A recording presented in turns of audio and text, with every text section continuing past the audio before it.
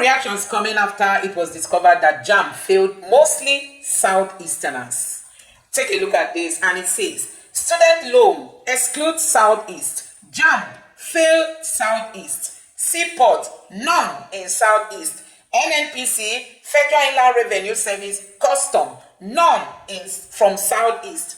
International Airport, none from Southeast. Railway, none from Southeast. Military checkpoints, everywhere in Southeast. When they cry, you call them IPOB. And this person attached this image where people were seen raising up their hands as they crossed the military checkpoint.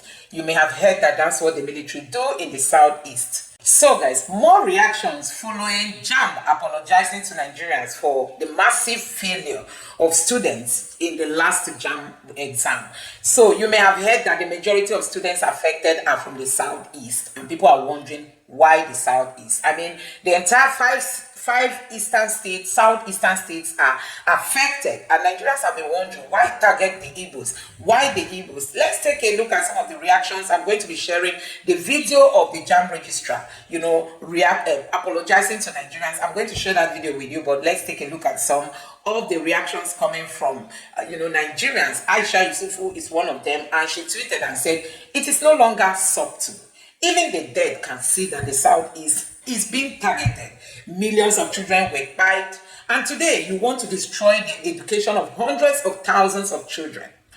That is coming from Aisha Yesufu.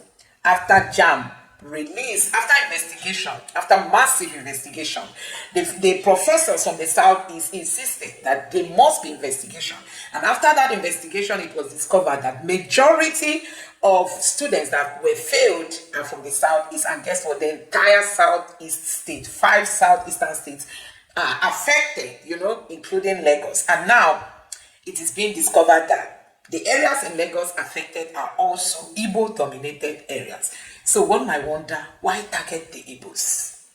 Let's take a look at the next tweet. Another person tweeted and said, "We dare Jamb registrar Ishak and Education Minister Alausa to release the full list of affected local government areas in Lagos. From our sources, Amowu, Odofin, Ojo, and Ajeromi, heavily Igbo populated areas, were among the worst hit. This isn't a glitch. It was 100% deliberate sabotage." You target the Igbo-dominated areas in Lagos, and you targeted the entire Southeast. Hey, the entire Southeastern states affected. Nigerians, this is no longer a joke.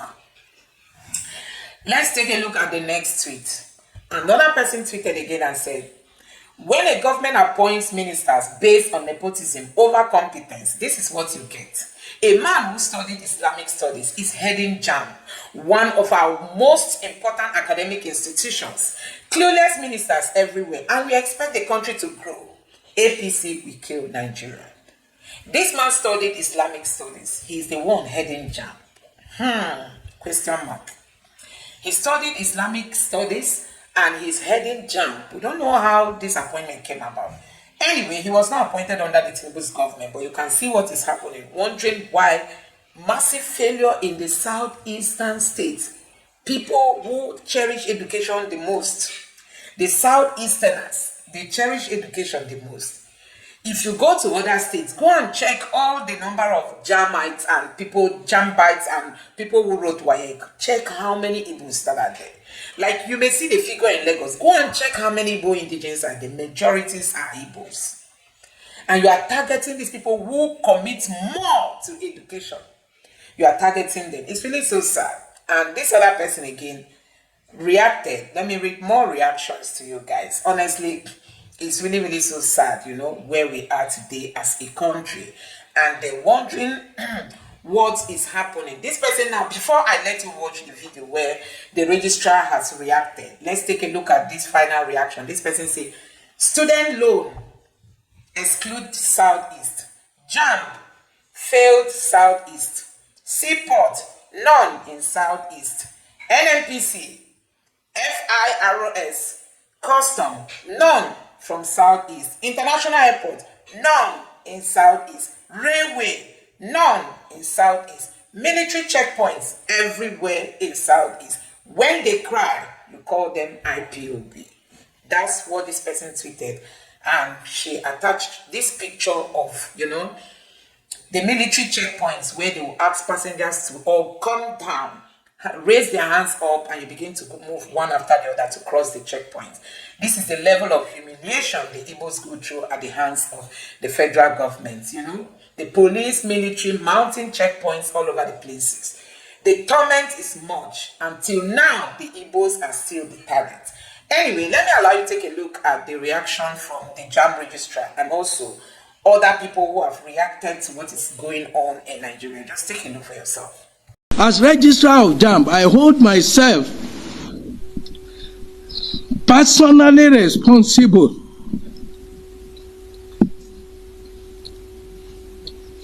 including for the negligence of the service provider and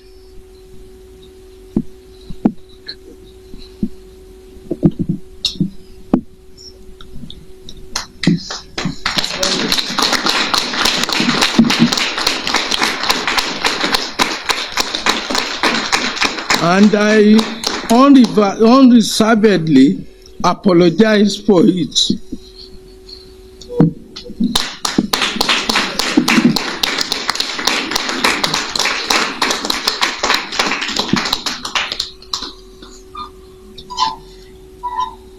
And the trauma it has affected Nigerians to, directly or indirectly. We have decided that all the candidates affected in the 157 centers of the 882 be contacted to retake their examinations.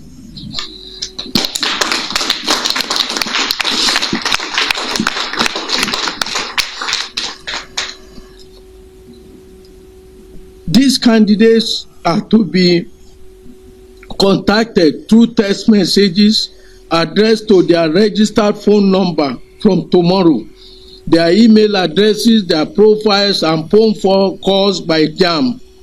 They are directed to reprint their examination slips for the rescheduled examination dates. Them use clap swear for Nigerians. I say make I ask. Them use clap swear for us. The Jamb registrar, they shed crocodile tears in the name of pacifying the young people that they released horrible results for. They were hoping that Nigerians will not complain as usual. They were hoping that people will not speak up as usual. Imagine a niece of mine that's called 7 straight A's in WAEC, scoring 122 in Jamb. That was when I knew, I'm going to Africa. That is not possible. How can somebody that scored 7 straight A's score 120 something in Jamb? This man, instead of resigning, this man is busy shedding crocodile tears, asking those same children for their parents or guardians to provide logistics for them to start going to their various centers to rewrite these exams. Who will pay their transport? Who will make them study again? Do you know what those children passed through? Some did not sleep for straight how many weeks to go write Jamb. Now, instead of resigning, this man had the audacity to be shedding crocodile tears, talking about the system glitch. If only these children did not complain, or the complaints were not so much. Jamb have already released the results, hoping that Nigerians will keep quiet. I knew something was amiss when this my niece had an unbelievable 122. This is a girl who have been tops of our class, starting from primary school to secondary school. I was just about to make video, and I said, let me surf around social media to see how many contents I'll create at once. Only for me to see the registrar of Jamb shedding crocodile tears in a sane economy, in a sane society. What this man ought to do first is to tender his resignation, because they knew about that problem, and yet they had the audacity to release those results. They had the effrontery to release those results. The fact that they released those results is enough for him to resign. I am shouting because I am ashamed and angry at the same time. The one that is annoying me most is at that press conference, some idiots are busy clapping behind him. I have nothing personal. Let me stop here because I'm too angry. More wisdom.